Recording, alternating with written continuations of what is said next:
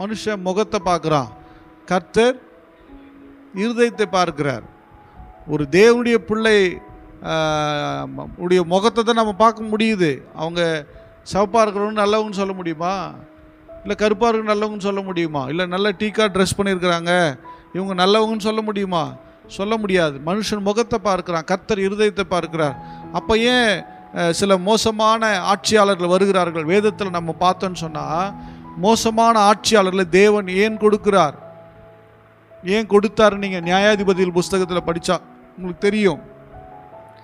மக்கள் மோசமான மனநிலையோடு வாழும்போது, அப்படிப்பட்ட வாழ்க்கை வாழும்போது தேவன் கடினமான ராஜாக்களை அதிகாரிகளை கொடுக்கிறத பார்க்க முடியுது. ஏன் அப்படி கொடுக்குறாரு அப்படின்னு பார்த்தா, மக்கள் போக போக தங்களை கெடுத்து கொள்வதற்கு அல்ல, இந்த நெருக்கடியான காலத்தில் அவரை நோக்கி கூப்பிடும்படியாக.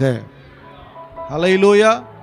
நீங்கள் நியாயாதிபதி புஸ்தகத்தை படித்தா அப்படி தான் இருக்கும். ரொம்ப நெருக்கடியான காலங்களில் அவங்க பாவத்தினால் பாவம் செய்து செய்து செய்து தவறான வாழ்க்கை வாழ்ந்து வாழ்ந்து வாழ்ந்து மிக தேவனுடைய மனதை மிக வேதனைப்படுத்துகிற காலகட்டங்களில் ஆண்டவர் ஒரு கொடுமையான ராஜாவை என்ன பண்ணுறாரு? கொள்ளையடிக்கும்படி அனுப்புகிறார். அமலேக்கினை அனுப்புகிறார், மீதியானையை அனுப்புகிறார், ஒவ்வொருத்தரையும் அனுப்புகிறார். வந்து கொள்ளையடிச்சிட்டு போகிறான், அவங்க மேலே ஆளுகை செய்கிறான்.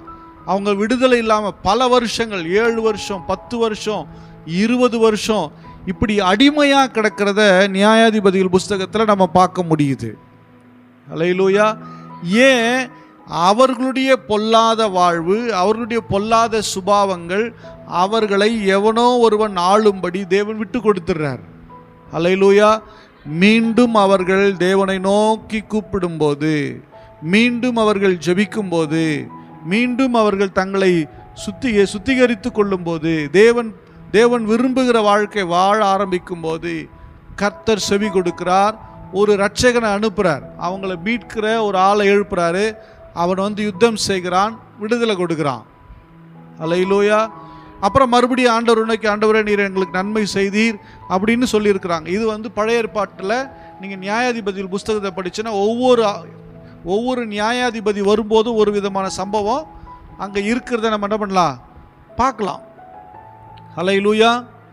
அப்போது இது எந்த அளவுக்கு உண்மையோ அதே போல தான் அதிகாரிகளுக்கும் எஜமானுக்கும், நம்ம வேலை செய்கிற இடத்துல இருக்கிற எஜமான், நமக்கு மேலே இருக்கிற வேலை செய்கிற இடத்துல சூப்பர்வைசர், மேனேஜர், இவர்களுக்காகவும் ஜெபிக்க வேண்டும் என்று வேதம் சொல்லுகிறது. ஹல்லேலூயா. ஆமாம். ஏனென்றால் நீங்கள் சமாதானமாய் வாழணும்னா அவர்கள் மூலமாக பிசாசு என்ன பண்ணக்கூடாது,